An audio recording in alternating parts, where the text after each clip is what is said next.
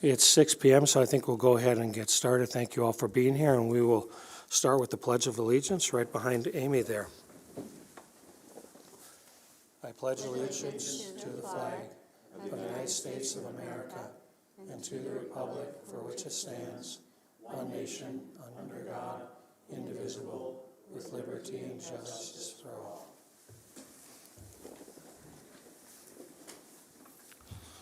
Let's move on to item 1A, which is reading the school board meeting norms on your electronic page 2. Monty. The purpose of establishing school board norms is to ensure that all individuals have the opportunity to contribute in the meeting, to increase productivity and effectiveness, and to facilitate the achievement of its goals. Norms are: be prepared, be on time, value and respect each other, exercise thoughtful deliberation and conversation, be professional at the board table and when visiting with the general public, speak up when the norms are not followed, and advocate on behalf of students and keep the community in mind. Thank you. Let's move on to item 2, which is approval of the agenda. I have one small correction under 6A, consent agenda. It should read appointments, open enrollments, and resignations, because we have an open enrollment there. So are there any other corrections, Dr. Brenner? No. Okay. Can we get a motion and a second to approve the agenda as amended? Moved by Bill, seconded by Cynthia. Any questions or comments? Seeing none, assuming a roll call vote, all those in favor, please state aye. Aye. Aye. Opposed, no. Motion carries. Let's move on to item 3, which is approval of the December 12th minutes. They're on your electronic pages 3 through 5. Are there any corrections, comments, additions to the December 12th minutes? Seeing none, can I get a motion and a second to approve the minutes? We have a motion by Joel and a second by Dave. Assuming a roll call vote, all those in favor, please state aye. Aye. Opposed, no. Motion carries. Item 4 is public comments. I don't think we have anybody in the crowd that has any comments tonight.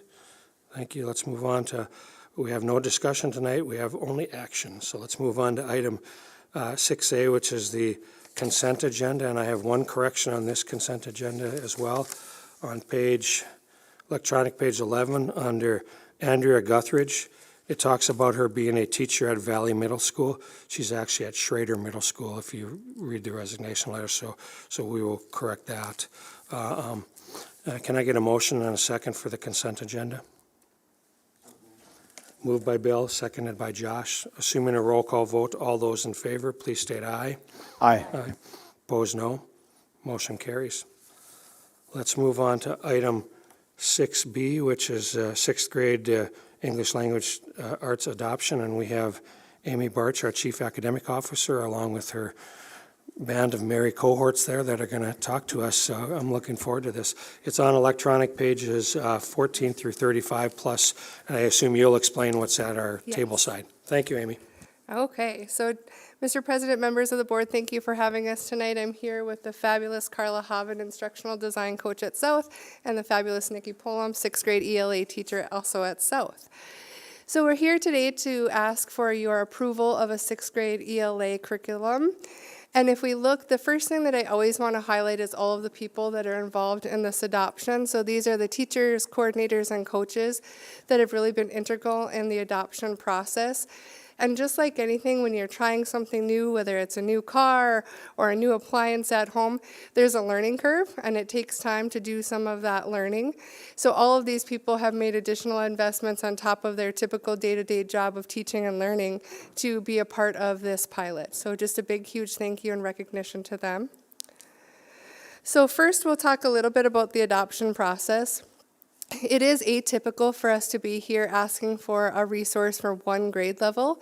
So the reason why we're here for 6th grade is your first year on the job, they kind of, in administration, call it a look, listen, and learn year, where you're getting a lay of the land, you're learning about your system and structures and your position. And from day one, 6th grade teachers and English language arts have said there isn't a resource that we can use to effectively teach the North Dakota standards to our students. COVID had its moment, and then now we are here. Last year we spent time piloting this resource, and then now again this spring, and we're here to you to present to try to fill and address that gap that our teachers and students have been experiencing at 6th grade. So when we look at curriculum, a lot of you have seen this before, that there's a process that we go through in adoption. For this specific pilot, what we did is we researched and we looked really hard for science of reading aligned resources. We leaned heavily on our regional education associations and their curriculum fairs to look at resources that align to the science of reading our state standards to meet the needs of our students. So after we did that, the latter part of a pilot is having teachers explore those materials, actually put them into practice, and see if they're exactly what the vendor has said they are. So when we look at the pilot, there were two vendors that were selected for this pilot. The first one was Amplify, and we piloted their resources in the spring of 2022. And the second was Wit and Wisdom, which we're just wrapping up the pilot now this fall.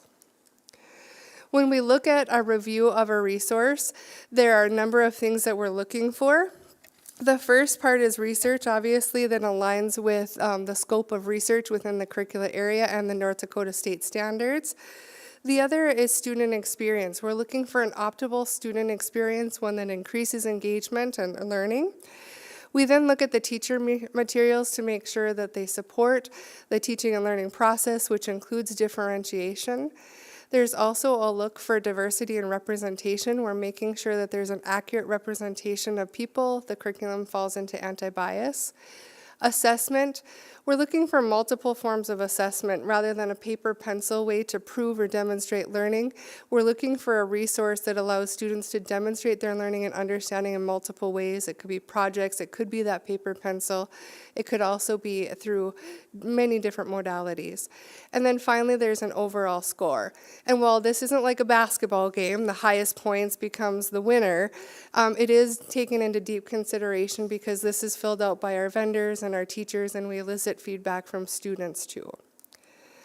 So when we look at our selection, this time after we fulfilled that process, Wit and Wisdom is the vendor that had the product that came out on top. And so when we look at Wit and Wisdom, these two lovely humans will talk to you a little bit more about why Wit and Wisdom is special, why it helps our students deepen their knowledge, and why it helps us meet the North Dakota state standards in the best way.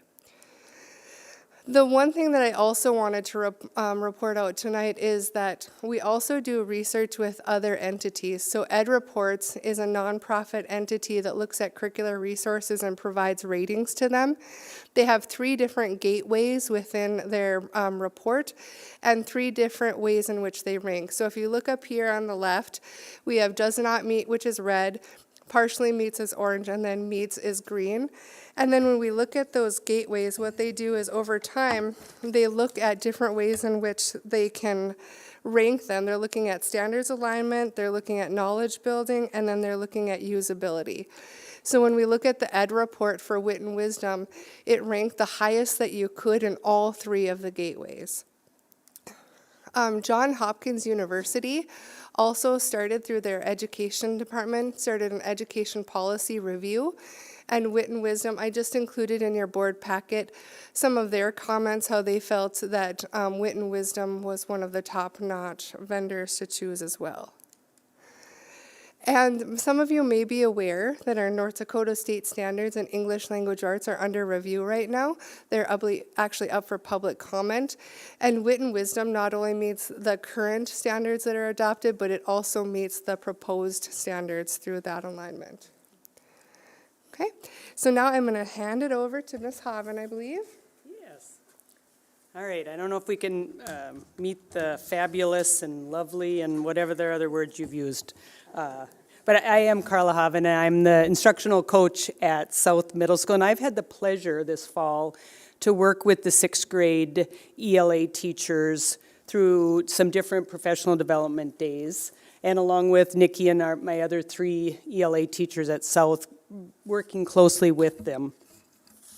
So I wanted to share that during a professional development day in October, I asked the 6th grade teachers to create something called a thin slide, and it's a reflection strategy.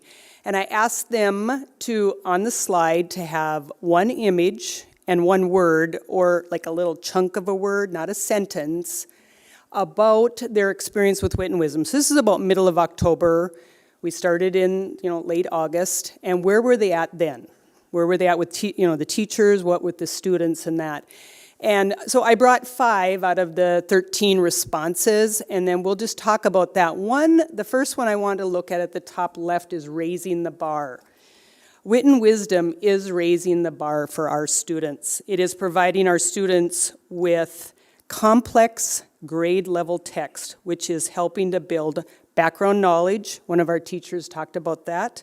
Vocabulary and skills needed to be deep readers. These wit and wisdom includes a thoughtful balance of literary, informational, fine art, and multimedia texts. And these fictional and non-fictional texts showcase diverse viewpoints, represent varied genres, essays, speeches, articles, interviews, memoirs, and poetry. And one of the things that one of our teachers said, that the students are enjoying the text. So today I went through Module 1, which is what our teachers piloted in the fall. It is about the resilience in the Great Depression. So one of the books was Bud Not Buddy, another was, I should have put that up there, Out of the Dust, a novel in verse. But I wanted to include some of the other texts that they used during this time. There were nonfiction articles, Hoovervilles, the drought, the life during the Great Depression, black blizzards strike America. So that's not a snow, that's the dirt, right, from the 30s. They looked at photos. They watched video reenactments from the 30s when the GM workers did a sit down, and why is that important during the Great Depression.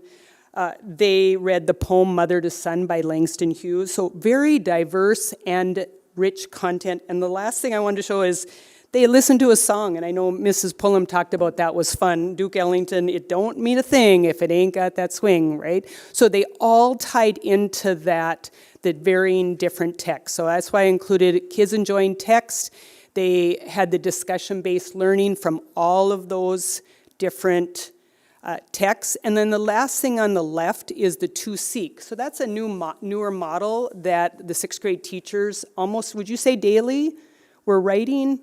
Weekly for sure. Weekly for sure. And so the to seek model is topic, sentence, evidence, elaboration, and conclusion. So Nikki's going to share here in a second about some of the writing samples. I believe they're at your table. Just the quality of writing that was happening during this semester, during the fall, that you're going to be able to see. And lastly, I just want to, I got a quote from one of the, I guess it's a little longer than a quote because it's about a paragraph long, but it really sums up nicely wit and wisdom.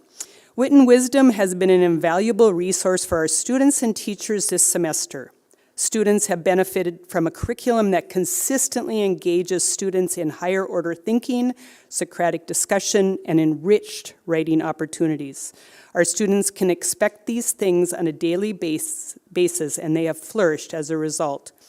The curriculum is constructed to be cross-curricular, so students are engaged with authentic materials that they may encounter in the real world and with other content areas. Wit and wisdom encourages authentic acquisition of both knowledge and skills.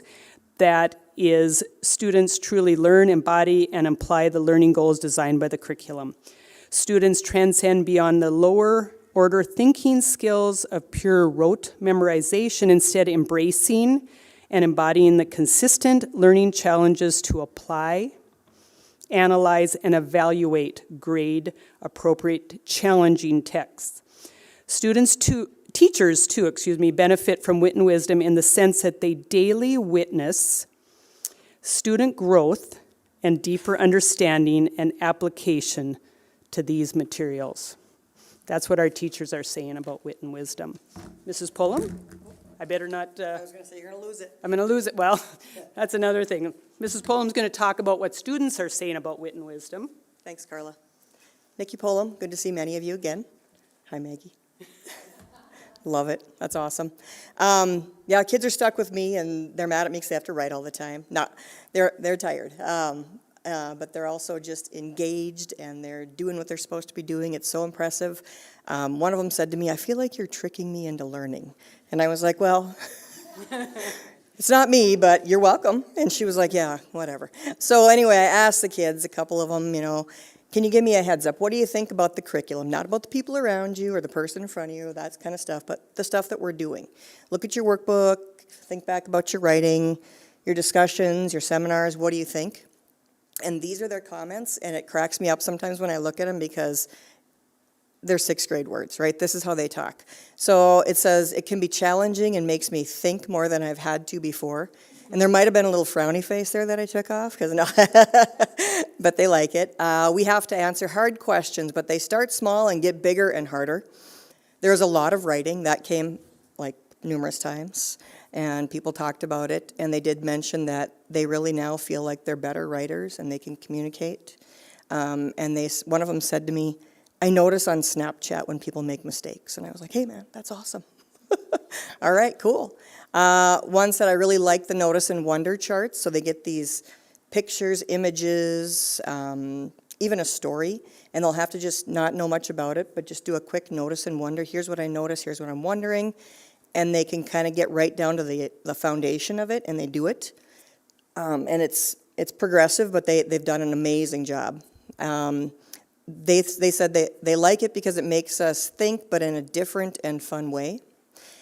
A couple of them like the two-seek paragraphs because that's an easier way to make a paragraph. And then it said "duh" at the end, but I took that off. Because they're sixth graders. Many of them said, "I like the books we read because we learn history stuff while we're doing English stuff." Yeah, which they're doing. "We learned a lot about grit and determination. That will help us in life." That's a big one. "I like the way it's organized. It's easy to follow and understand, so the format is easy for them. They keep everything in handout 1A, handout 1B, 1C, and move on, so they can locate everything quite easily, which is less taxing on their brain when they're trying to figure out how to move through that." Another one said, "Oh yeah, we had to answer harder questions, like, what do you think the character was feeling when this happened and why?" And then it said, "I never usually think about that, obviously." But I took that off too. So anyway, that's what they're talking about. They are saying they're doing the work, not always thrilled about it, but they feel like they're growing and learning. And that's the important part. I think you have some work samples with you. I'm not really sure, but you'll be able to see some of their hard work and effort. And what I've seen is just a huge amount of growth from the beginning of the year until right now. We do a lot of Socratic seminars, friendly discourse discussions, and they are able to really voice their opinions. They're able to make a claim and support it. But more importantly, they're able to listen to other people, and that's come a long way. And it's really through this curriculum because that's kind of the basis, right? So I'm really proud of them. They're pretty good kids, and I'm glad you get to see their work. Any questions at all about that? Oh, okay. So in front of you, I think you have some shared workbooks and then student samples. That is real student work, so I know Cindy's going to collect it at the end of the night too, and we'll get it back to those students. So our ask tonight is to approve the expenditure and the adoption of this curriculum resource. What we're proposing tonight is actually a 10-year adoption, so let me give some context to that as to why 10 years. Right now, we would like to finish buying the modules that would finish out this year, and then 2 more years. And then what you'll see is on our curriculum adoption cycle, the research for ELA K-12 starts in 23-24 with a pilot in the fall of 24, and then a hopeful implementation in the fall of 25. So what that does is it gets us through the 3 years, this year included, and then through that next adoption of ELA. When talking with teachers, they're invested in the curriculum and are okay with that 10-year adoption. I always like to put the cost per student per year so you can see where those per pupil dollars are going each year. The other part of this is professional development is included through that 10-year span. So if Ms. Pullum needs some help with 2-seek paragraphs and beeping those up, then we have the opportunity to go back to Wit and Wisdom and get that help right from the source. Also, if we would have turnover or need to onboard new teachers in the resource, that's available as well. The other thing that it would be an ESSER 3 expenditure would be summer work. So allowing 6th grade ELA teachers to dive into all 4 modules of Wit and Wisdom, look at the new ELA standards, look at ways that they can scaffold, support, and differentiate for students within the program or the module curriculum. So that is our ask tonight. If you have questions or wonderings for us, we're happy to field those and we'll answer them the best we can. Amy, Carla, and Nikki, thank you so much for the presentation and also the presentation in our packet. It was wonderful. I'll open it up to any board members who have clarifying questions or comments. Go ahead, Monty. Sorry. I just have a quick question. How is it for you, Nikki, as a classroom teacher? And I know I know that there was no 6th grade curriculum for ELA for many, many, many years. And so I'm delighted to hear that people teaching 6th grade ELA will now have sort of a recipe, so to speak, to follow and to make things consistent and to make it cross-curricular and all those things you all just mentioned. But my question is, how is it for teachers? Be honest. It's a lot. It's a lot. Which is fine, because I think once you get through it and you've done it a year or two, then it's a lot easier, of course. But we are in a teaming effort, right? So there are 2 ELA teachers on each team in 6th grade, and we meet almost daily to plan and prepare for this. And it is a lot. That takes a lot of time, but it's worth it because the outcome has been invaluable, obviously, and the kids are doing the work, and it's pretty fun to watch. But the correcting is a lot, and so I don't get to that during the day, so that happens later in the evenings, which is fine. But that is one of the things that will be a tough sell, obviously, to people who are wanting to do a good job with this, and so we do have to figure out a way to make that happen within the school day, or as much as possible within the school day. But it's not seamless, but it's pretty good. It's pretty close. Yep. Other clarifying questions or comments? I just have one quick one. How is the flow from 5th grade into this and then from 6th grade into 7th? Because we talk about, I mean, it's not as much as like math is, but I mean, there's got to be a flow to it as well.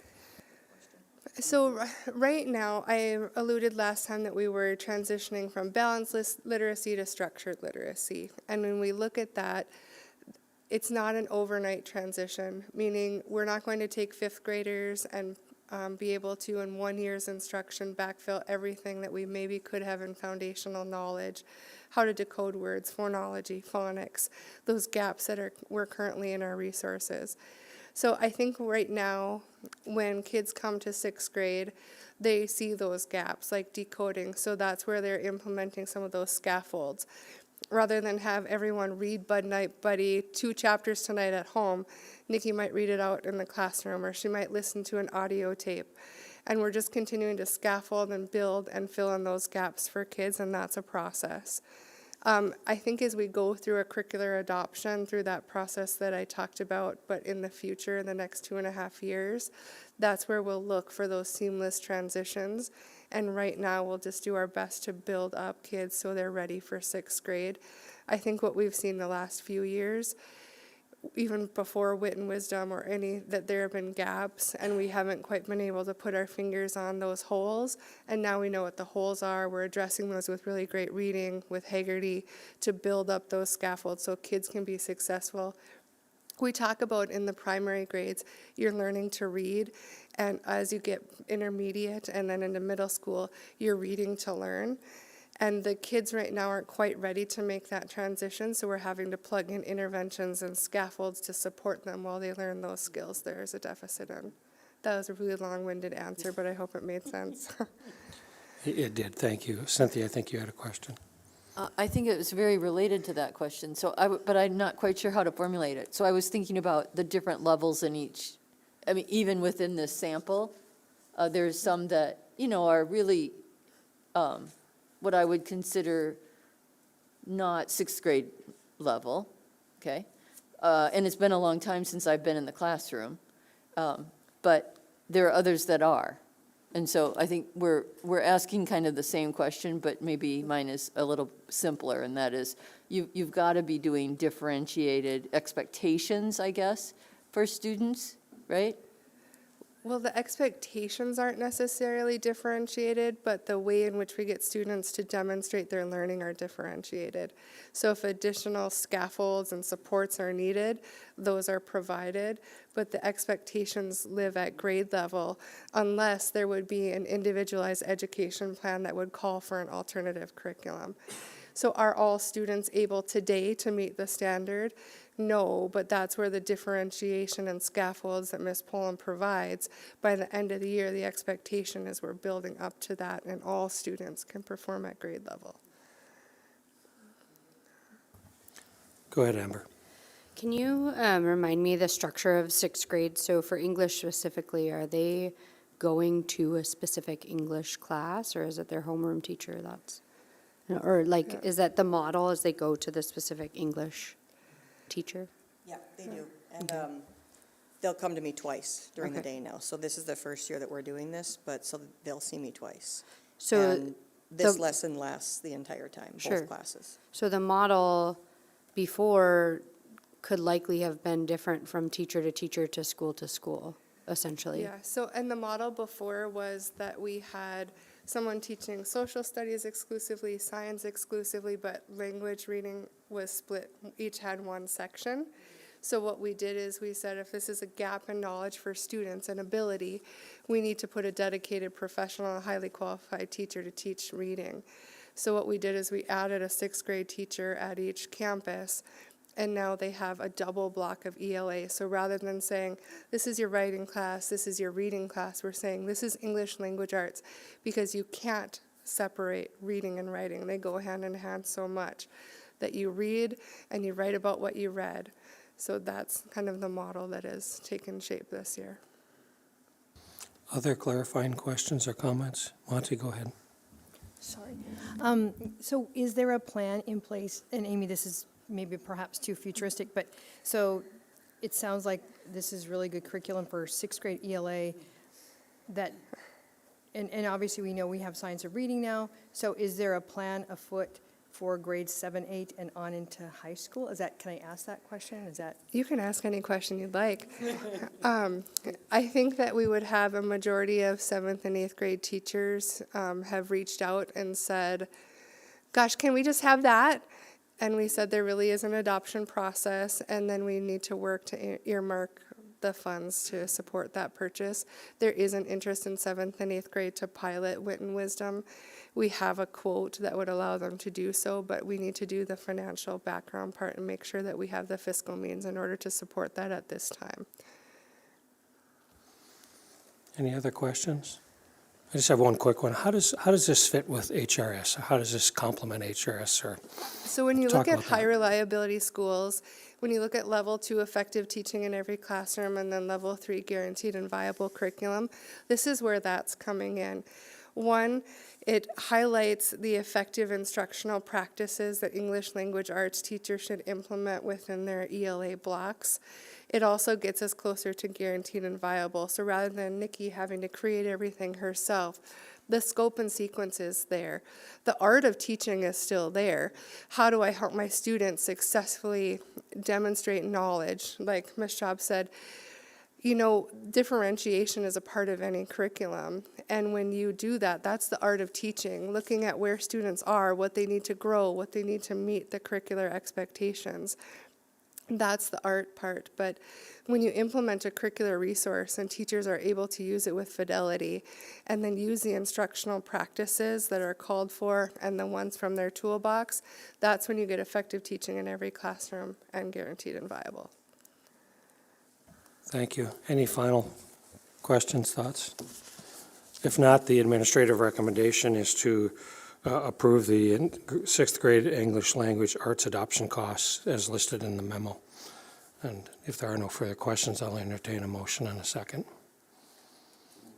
We have a motion by Jeff, second by Monty. Any further questions? Seeing none, assuming a roll call vote, all those in favor, please state aye. Aye. Aye. Opposed, no. Motion carries. Amy, Carla, Nikki, thank you so much. Thank Appreciate you. it. Let's move on to item 6C, which is consideration of a land swap agreement between the Park District. It's on electronic pages 36 through 47. Brandon. President Lund, members of the board, this item comes back to you after our last board meeting on December 12th. For this conversation again, this is primarily in preparation for what could be a successful Valley Middle School referendum. The administration's been working with the Grand Forks Parks Department to get that site ready. The current site's positioned on almost 11 acres of land adjacent to University Park, which is owned by the Park District. On the west side of that property sits 2 ball diamonds, and on the east side is imagined or envisioned to relocate those ball diamonds with an even land swap of 1.96 acres. Through the cover memo and the following agreements, you'll see just a couple notable things here, that this would be an equal land swap of 1.96 acres.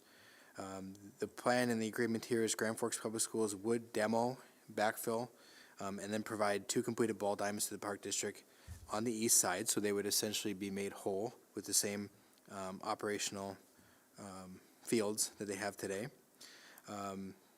There would be, furthermore, just one last thing I wanted to highlight here is this is, of course, only to be executed should the referendum be successful. So this is preparatory work that would come into effect if the referendum is successful. Grand Forks Parks Department did approve this agreement at their board meeting on December 5th, 22. And our administrative recommendations to approve the land swap agreement with the Grand Forks Park District as presented. You'll notice the agreement itself is attached, as well as some site maps, just to kind of help visualize precisely what we're talking about. Furthermore, we are joined tonight by Laura Cobb, our attorney with Grand Forks Public Schools. She's also the attorney for the Grand Forks Parks District, so we'd be able to field any questions you may have. Clarifying questions or comments from board members?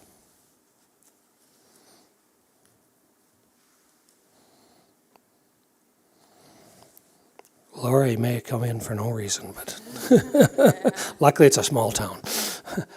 If there aren't any clarifying questions or comments, the motion is to approve the land swap agreement, and I would entertain a motion. A motion by Bill. Do we have a second? Second by Dave. Any further questions, comments? Seeing none, assuming a roll call vote, all those in favor, please state aye. Aye. Aye. Opposed, no. Motion carries. Thank you. Thank you. Laura, thank you for being here. Let's move on to item 6E, which is the Facility Committee of the Whole and Finance Committee reports, and then also 1, 2, and 3. It's on oh, I'm sorry, I skipped D. Sorry, Dr. Brenner. Third, I'd already crossed it off, that's why. Third-party individual/entity request for student information. That's on electronic page 48, Dr. Brenner. Thank you, Dr. Lund. As per policy, FGA, we've brought some of these in front of you in the past, and we're just bringing this one forward in front of you today because it's time sensitive. This one has to do with the Community Violence Intervention Center and some of the research that they do, the granting applications that they provide suggest that they need to have some of the research and data that we have access to. But again, it's not identifiable information relative to students, but it would serve the purpose for CVIC to move forward with their granting application. And Ms. Galach does sit on the CVIC governing board, so either she or I can answer questions if you have them. So it would be the recommendation to approve the Community Violence Intervention Center to receive student directory information and student discipline information as allowed by policy and or law. And then we have the second one, the Early Warning Intervention Monitoring System, state grant partners. They will review academic attendance, behavior, and social emotional data with our team to help identify action steps and interventions for targeted areas. So there are actually 2 there. And again, those would not be individually identifiable, but more cohort grouped type data. Clarifying questions or comments from board members? Seeing none, go ahead, Cynthia. So just a clarifying question, so the early warning intervention monitoring systems is part of CVIC? Catherine, you want to take that one? No, Thank they're you. two separate entities. Dr. Brenner, in the last paragraph, there's only the administrative recommendation to ask for CVIC. So just to clarify, you're also asking for administrative approval for number 2. Thank you, Ms. Flynn. Yep. That is correct. Okay. Go ahead, Cynthia. So who is the early warning intervention monitoring system state grant partners? Who are they? I cannot tell you by name, but there is a small team that's dedicated to our district to help us better identify kids at an earlier stage in their academic career who might be at risk for dropout eventually. And those systems go back as early as early elementary, and they continue through middle school. And so they help guide us to look at our data differently, to look at it more quickly in the school year. We have a pretty comprehensive stay-in-school program, but they're pushing us to begin those processes even earlier to keep kids in school. Okay, so I think I missed this very important sentence on 2. They're part of the Grand Forks Public Schools. That's who the team belongs to.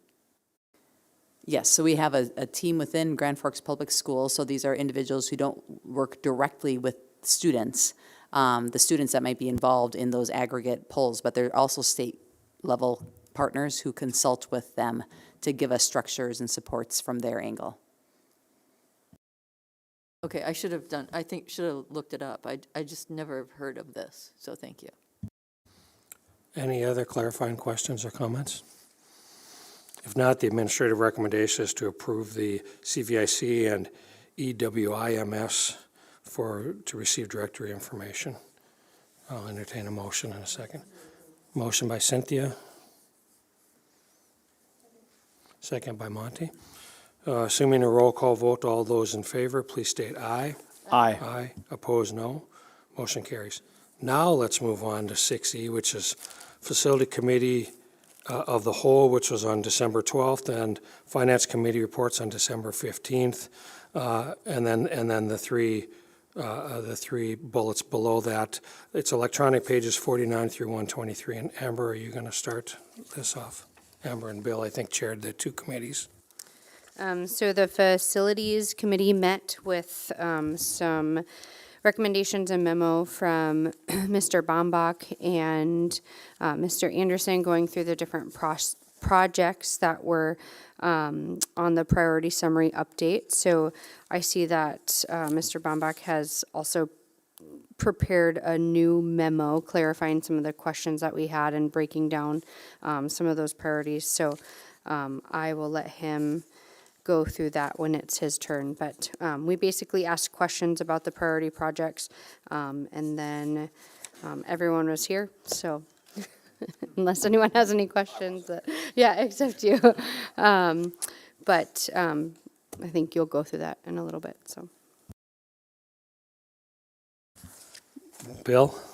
Yeah, it's pretty much followed the same as what Amber said. That we just followed through the numbers that we did look at last time, and I think we just turn it over to Brandon and let him show us again. I believe he wants to walk through them again, and then we make our recommendations so we could continue to move forward with these couple projects. Okay.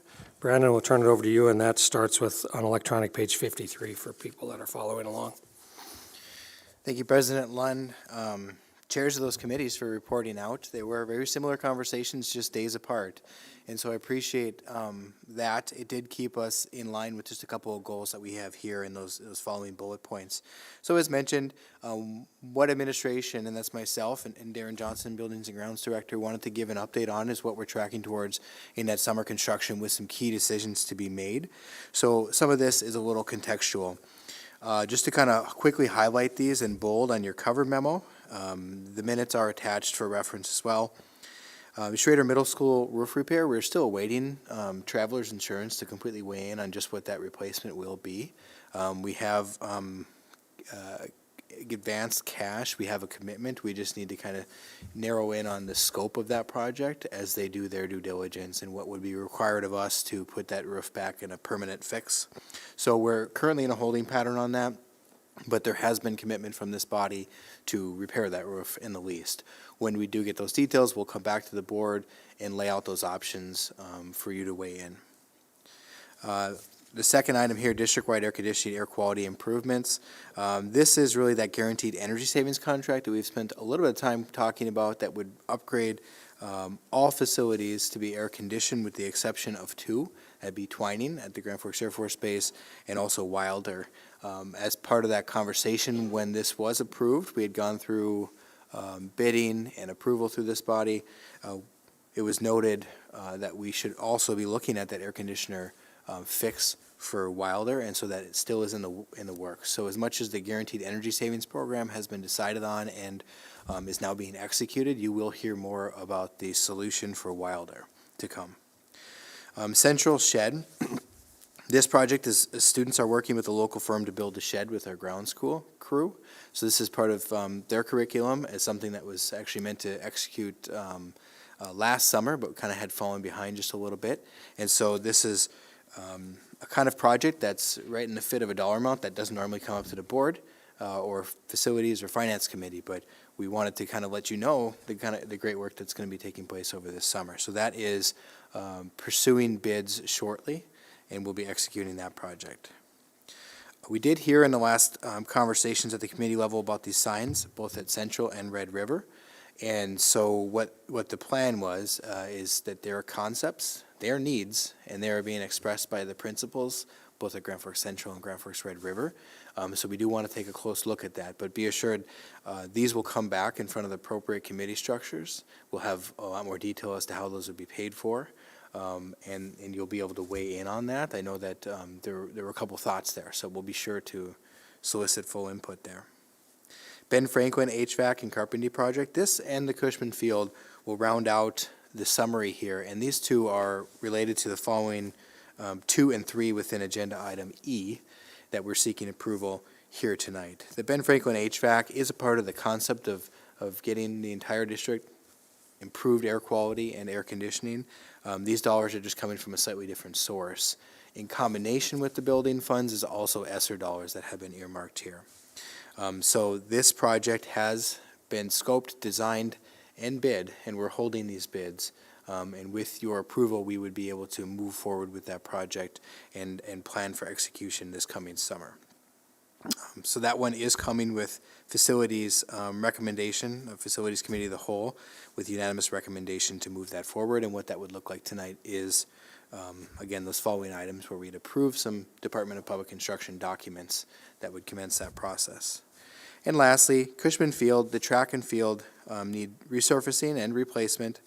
We do have a partner in this, and that Altru has sponsored this and is willing to move forward a portion of the money. They made an annual commitment, and they're moving forward a portion of that money to help front load some of those costs. The field has gone beyond its life. We're happy if we get 8 years, I'm told, and we've gotten 10 years out of the turf and the resurfacing.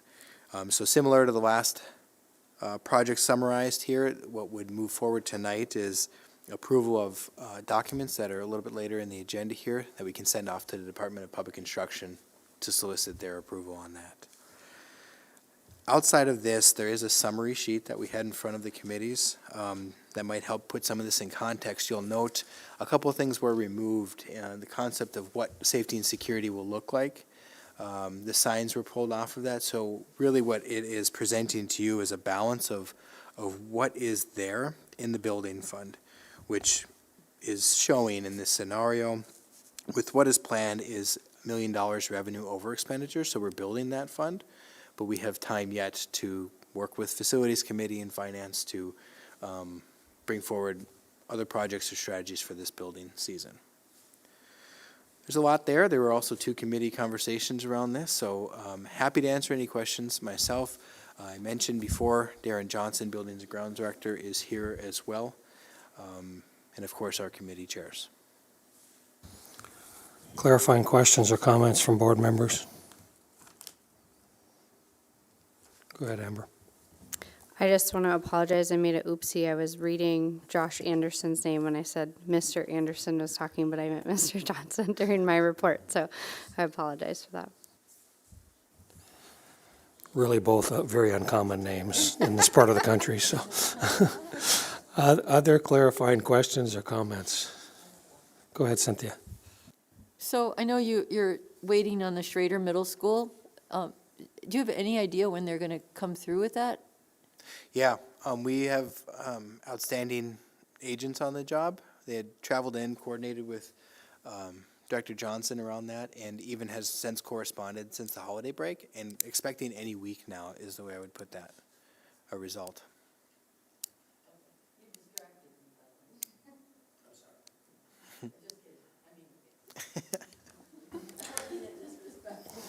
Are you easily distractible? Okay. I can help you with that. Other clarifying questions or comments? Our student representatives, do either of you have experience with the football field or the soccer field or the track? And what shape is it according, do you guys think?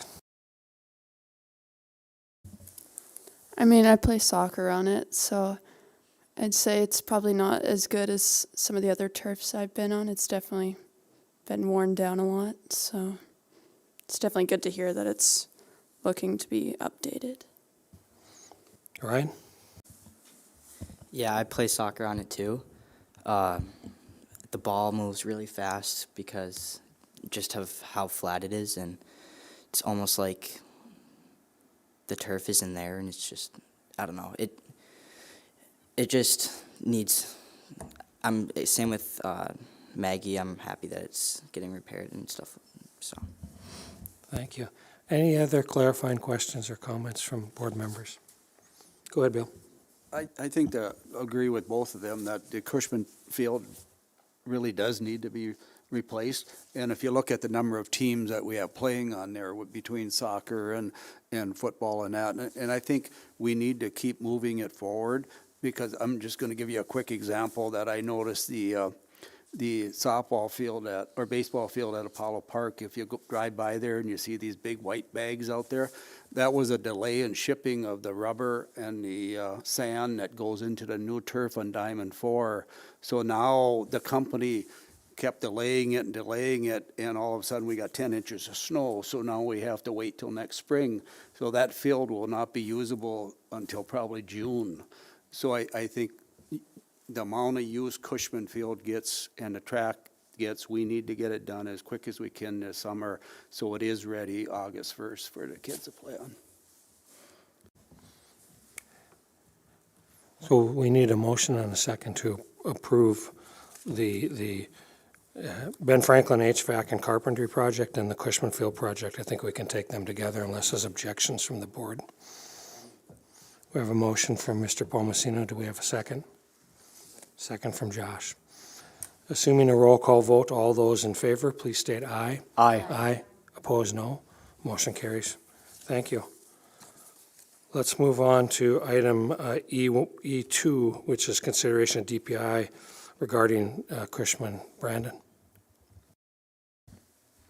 Thank you. Apologize, I got out of sorts here on my agenda. Yes.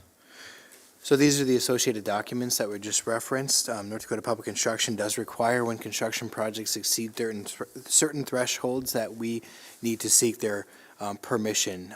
In this case, exceeding the two limits of $150,000 and then again at $350,000, we need to submit two documents. The SFN 52304, that's the school construction plan, and then more broadly, SFN 52813 is a school facility plan, which adds a lot more detail into district growth and enrollment increases. So the facilities committee of the whole, finance committee, and administrative recommendations are to approve the attached documents so that I may get them off to the Department of Public Instruction. Any clarifying questions or comments for Brandon? Go ahead. Just to clarify the timeline, if these were approved, would the timeline be during the summer, given when the students are out, I'm assuming? Yes. Any other clarifying questions or comments? Seeing none, do we have a motion for the DPI submission regarding the upgrades at Cushman Field? Motion by Bill. Second by Cynthia. Assuming a roll call vote, all those in favor, please state aye. Aye. Aye. Opposed, no. Motion carries. Let's move on to item E3, which is the DPI submission regarding Ben Franklin. Brandon. Thank you, President Lund. Very similar set of documents you're seeking approval. The only addition here to those two documents just mentioned for this case would be the FSN 6/1974, and that's in approval for federal sources to be used. Because these are ESSER dollars, we need to seek that additional approval. Otherwise, Facilities Committee, the whole Finance Committee, and Administrative recommendation are to approve the attached documents for the Ben Franklin Elementary School project, so I may submit them to the Department of Public Instruction. Clarifying questions or comments for Brandon? Go ahead, Bill. Yeah, just to make it clear, this will be done over 2 summers. Yes, The work will not just get completed next summer, but Ben Franklin will be over 2 years. that's correct. Okay. Any other clarifying questions or comments? Seeing none, can I get a motion and a second for the DPI submission for Ben Franklin? Motion to approve.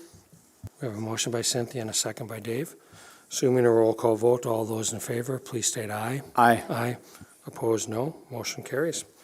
Let's move on to item 6F. We will continue the Brandon Variety Hour show with the resolution to approving amended and restated continuing disclosure certificates relating to tax limited blah, blah, blah. I'm not going to read all that, Brandon, sorry. It's on electronic pages 124 and 125. Go ahead. Thank you, President Lund. Precisely it here. We have requirements with PFM financial advisors to disclose publicly our financial statements, our audit, no later than the end of our fiscal year by 180 days. It's difficult to meet for a number of different reasons. And so what was recommended to us by our attorney at Arnson Stewart Wagner and PFM is to make an adjustment such as this. So by adopting this resolution, this would allow us up to 365 days to submit the continuing, the continuing disclosure certificates to the associated organization. So the administrative recommendation to approve the resolution adopting the amended and restated continuing disclosure certificate for taxable limited tax school building bonds series 2010A and taxable limited tax school building bonds series 2010B. Clarifying questions or comments for Brandon? Seeing none, I would entertain a motion and a second.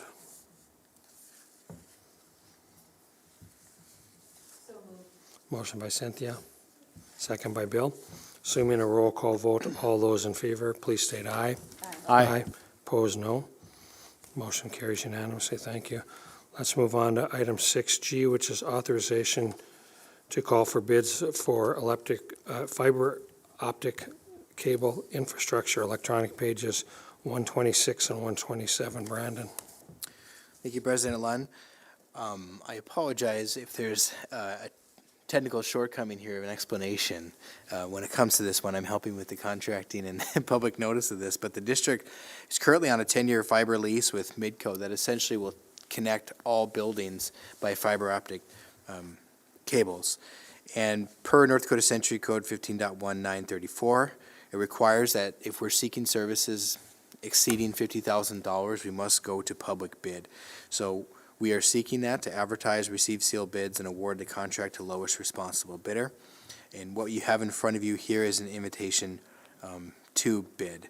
The timing on this one will be not hard to reach, but it will be important that we are in lockstep with a program called the Eat Right program, which is a federal program that will pay for qualified expenditures 50-50, or it's a reimbursement.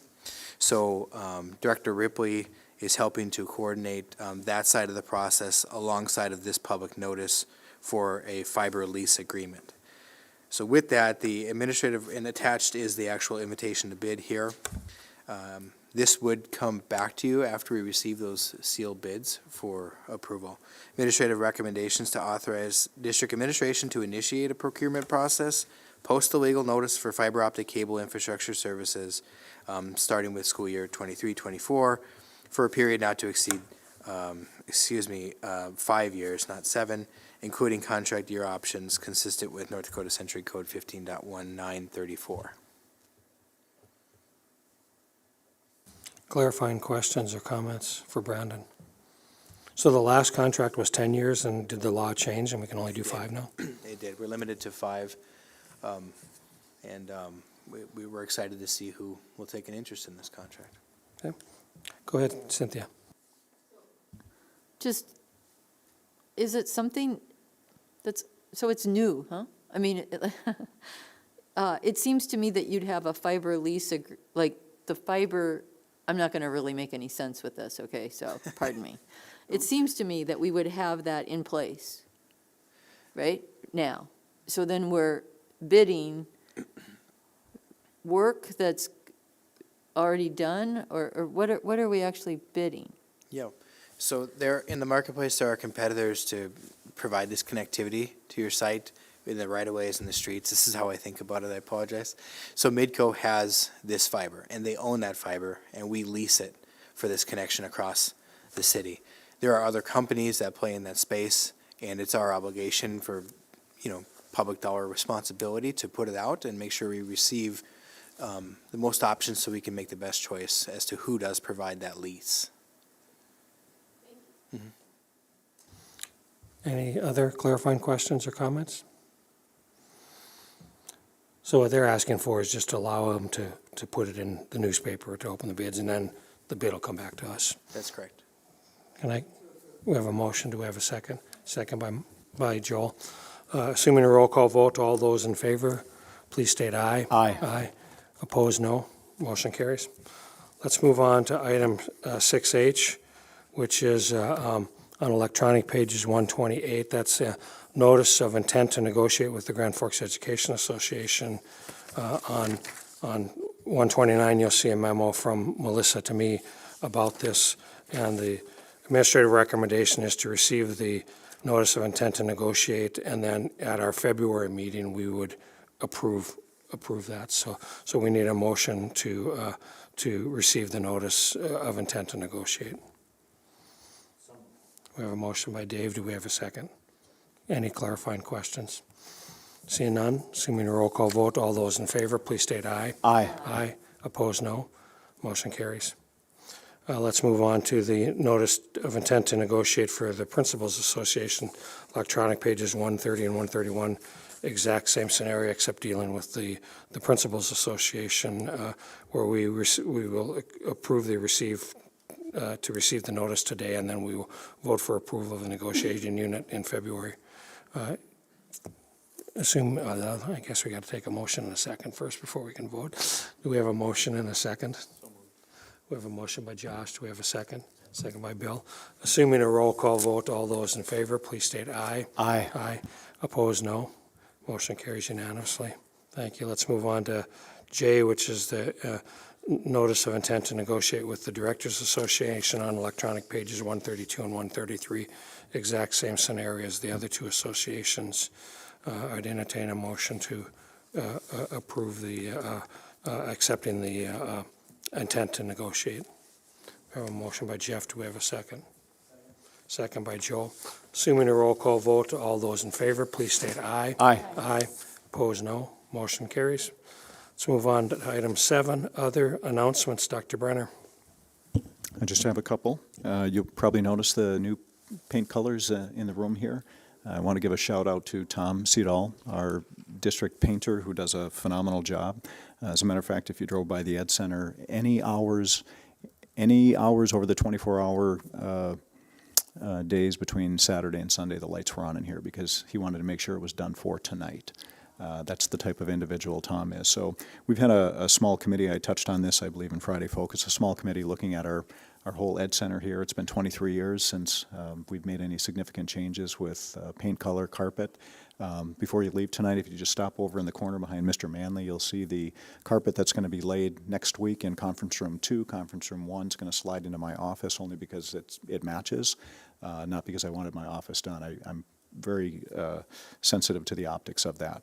Across the hallway in the computer lab, We've called that a computer lab for 23 years. It started out as a computer lab with tables in straight rows, with working stations. People would punch in there, would do work there, et cetera. It's no longer a computer lab because everybody has their device. So the credenzas have been removed, the tabletops around the edges of that room have been removed, and that will just become a conference room, a straight conference room, and we have some nice technology in there. So you're going to see a little refreshing at minimal cost going on at MSCC. That's phase one. Phase two will be at a future date, and that will be all the corridors because that carpet is well worn as well. So that's what I have for you for my first announcement. Second one, I saw Maggie come in limping a little bit. She's on the Rough Rider varsity basketball team that's undefeated so far, correct? I was able to see her play on Thursday night last week, beating Minot, so congratulations to you, Maggie, and that just speaks to your character. You come hobbling into a school board meeting after basketball practice. Ryan Elshami, our other board member who has nothing on his plate, had a fantastic meet last weekend in West Fargo. If you read the fine print, his name was in there quite a bit. So lots of medals or ribbons or whatever they give you at a swim meet, Ryan. So I just wanted to thank both of you for being here, just knowing how full your plates are. So thank you. Can we get a picture of you like Mark Spitz, who you probably don't even know who that was, but he won 7 gold medals at an Olympics back in the 80s. So we'll have to get a picture of you with that, like that. So, Catherine, do you have any announcements?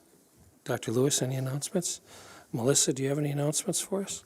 Okay, thank you. Let's move on to board requests for future consideration.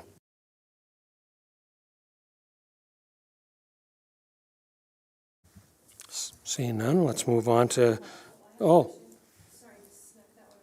okay, I'm sorry. I looked right at you and didn't see it. Well, Sorry. Go ahead. I wasn't waving my arms, sorry. Swimming pools, what's going on, since you spoke about Ryan, and I know he's a swimmer, and we know that swimming pools for that activity are going to be going away, just to put that on our, on our attention. Thank you. Dr. Briner. That's coming in front of you on the 23rd January based on your request at our last meeting. So Brandon, myself, Todd Phelan, and George Hellier have a meeting on Thursday. Talk about the aquatics, turf piece, central pool, all of those pieces. Thank you. Other requests for future consideration? Thank you. Let's move on to item 7C, school board norms. Mrs. Gockler, how did we do? I have grading on the mind because I start at UND again tomorrow, and I would give us a 97%. Can't go 100, but I could go 97. Is that an A on an A through F schedule at UND too? Go. In my class, yes. Thank you. We are